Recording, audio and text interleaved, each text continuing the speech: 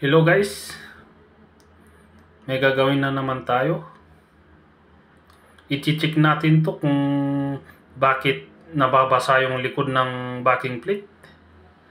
At ito, tatanggalin natin yung lock. Dalawa to, kabilahan.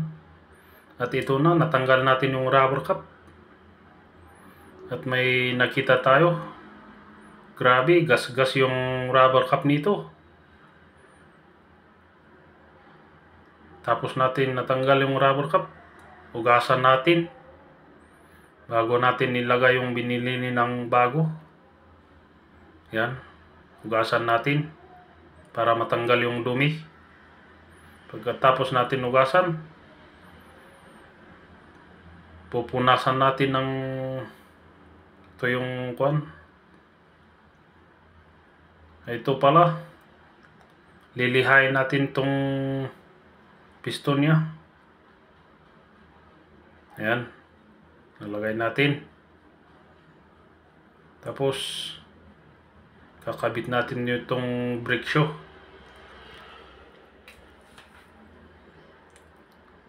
Yan, ganyan mga guys. Tapos natin ilagay yung brake shoe. Lagay natin yung nut ay lock, pati dito sa kabila. Lalagay natin yung lock niya din. Ipitin lang natin ng long nose. Tapos ilalagay natin.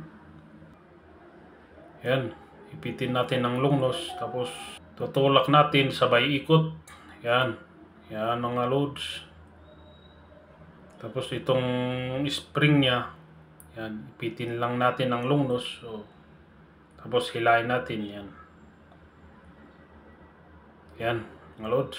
Tapos na, ilagay natin yung spring niya sa baba. Ito.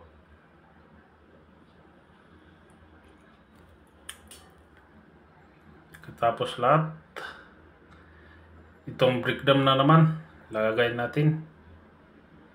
Nadyasan ko to kanina mga loads.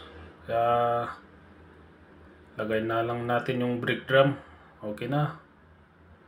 Tapos natin ilagay.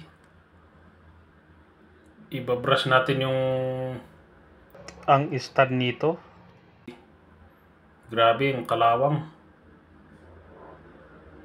Yan. Tsaka lagyan natin ng asiti. Ang nilalagay ko dito asiti kasi wala tayong W40. Naubos kanina. Yan. Pahid-pahid lang natin para kung magtanggal sila ulit ng gulong, hindi sila mahirapan. Ganun yun. Ito na, ilagay natin yung gulong.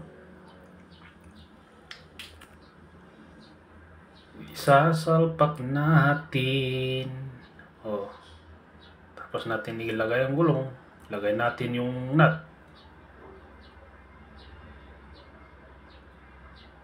Sa kagaya kong mga driver dyan, ito yung tatandaan natin.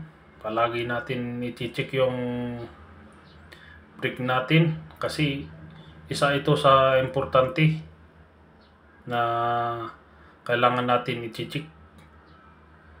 At saka yung ponduhan ng brake fluid sa harap, palagi nating i-check yun kasi hindi natin alam kung naubos pala. Yan,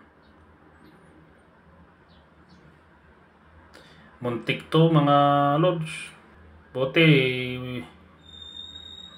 malapit sila dito sa atin, kaya dahan-dahan nilang ipinunta dito.